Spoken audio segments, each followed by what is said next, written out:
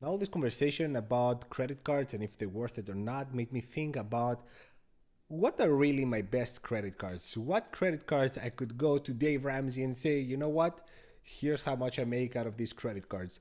The surprising thing is that my personal use is not as linear as I thought it was. So I looked into my actual numbers, what I'm really getting from my credit cards, and I wanted to rank them and see how I really do. So let's see how I'm doing. I'm gonna round the numbers here. I'm not gonna put any decimals, I'm gonna round them to make it easier to understand. The vast majority of my credit cards are Chase. I was smart enough that I got all the Chase credit cards I could. Therefore, you will see I have some credit cards I'm not really using anymore, and I need to stop and cancel them. I'm starting with the easy. The one that took out 24% is Southwest. I wasn't able to use any Southwest flights, not only this year, but the year before that. And I kept thinking that I will. The problem is, the reason why I got this credit card was going to Costa Rica, and unfortunately, the flights to Costa Rica, at least from the DC metro area, unfortunately, are not how they used to be. I need to always make at least one stop, and in most cases, two stops. And that makes it really not a viable solution anymore. As you know, the Southwest Priority, the one I have, is $149 a year, and then it offers 7,500 points, which is about $113 value. And then it offers another $75 worth of credit. So basically, I was more than breaking even. I was making like $30 on that credit card. And nothing has changed in that. The credit card is still amazing, but for somebody that actually travels with Southwest, and I have not traveled with Southwest, so minus 24%, it just annoys me. This will get canceled the moment the annual fee hits this year. Adios, amigos. Ink Unlimited. I have the Freedom Unlimited. They're exactly the same card. One is for business, one is personal, but I have 0% return on spend on this one because I just don't use it. At the same time, it doesn't cost anything to keep, so therefore I'm keeping it, and it adds to my total spending limit. Then the Freedom Unlimited is 1.5. 1.5 though, if I don't transfer the points. I use this for the 1.5, but this is if I don't transfer the points. As you know, one of my favorite transfer partners, Hyatt, is about 2x minimum. I got more than that last time, so it's at least 3% for me, but 1.5 for the purpose of this video. Then the Sapphire Preferred is a 4x credit card, but again, this is without using it in a trifecta scenario. This is as a standalone credit card.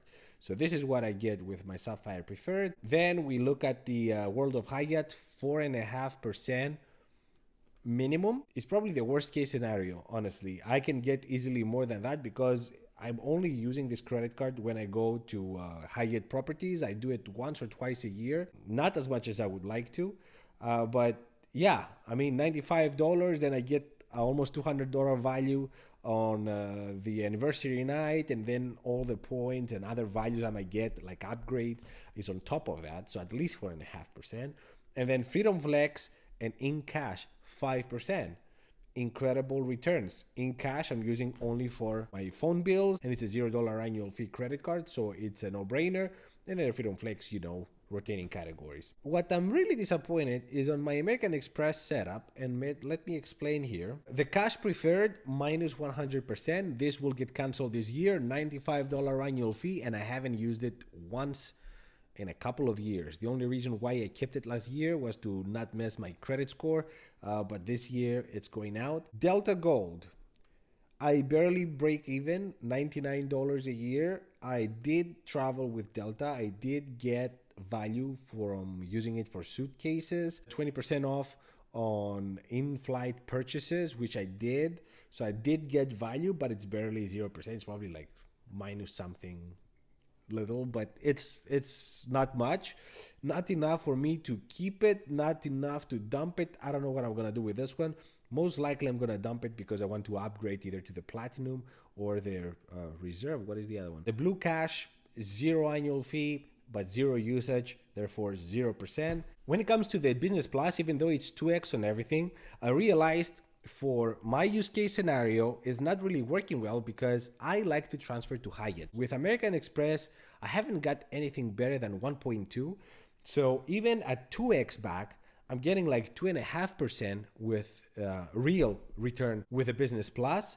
But with a 1.5 of the Freedom Unlimited, I get at least 3x back. So even though it's less in nominal value, it's really more in my use case scenario. The gold and the platinum, the same, 4%. I am using it. I have also friends that use it. They spend thousands of dollars. Unfortunately, many times they go through travel websites and not directly with either the Amex portal or the airliners. Therefore, we're not always getting the best results, but 4%, it's solid. It's solid. The flights I took to Costa Rica, they were all from points I got through their spending, basically. So it's a no-brainer for me to keep, even at all that elevated 800 something dollars I'm paying, including the extra cards. So still worth it 100%, but it's not as high as I was thinking. Citi Premier, 0%. I used it last year, but this year I haven't so far, and I think I'm gonna cancel this credit card only because my wife has it. So we don't need two. The custom cash is not going anywhere. It will never go anywhere. 5x on whatever you spend the most every month is a no-brainer. It fills all the gaps that the other 5% credit cards are leaving. So it's incredible. Discover it, 5%. This year is going to be 10%, but long-term is going to be 5%, 10% because of the sign-up bonus. And then the Wells Fargo build is 1%. You might say 1% is nothing, but I'm paying my rent with that. And as you know, they typically charge you like, or you might not know, I don't know, 3% when you play this game and you pay with credit cards. So 1% on top of waiving that 3% is incredible. So I'm on the plus and there's no annual fee on this credit card. It's a no-brainer. But here is how my numbers really look. If you ask me how they feel. Yes, the Amex is about 4%. With all that spending, we're talking tens of thousands of dollars on spend to get that 4%. But keep in mind that we share those points. So not all these points are mine. That's why I have it at 4%. It's probably more. But I wouldn't be able to achieve this spending all by myself. So I'm very happy with the 4%. It's really zero work for me. But when it comes to the Chase credit cards, the Southwest is 100% loss, if you ask me, because yes, I do get that potential 7,500 points, but I haven't used it in 2 years, and I don't know if I even use it this year. So it's 100% loss. That's why it's going out. And then if you add the trifecta, the Sapphire Preferred, the Freedom Flex, and the Freedom Unlimited, that's at least 8% because I use it only for Hyatt. So at the very minimum, I get about 8% from that trifecta alone. And then adding the World of Hyatt into the mix, it's at least a solid 8 with all these credit cards combined. The InCash is an incredible credit card, but I don't pay that much on my phone bill. So there's that.